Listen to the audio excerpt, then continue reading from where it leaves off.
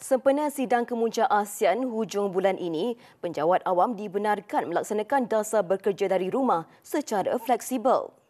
Ketua jabatan diberi kuasa mempertimbangkan permohonan bagi pegawai yang tinggal dalam radius 25 km dari pejabat yang berkemungkinan terkesan dengan kesesakan trafik bersempena persidangan berkenaan.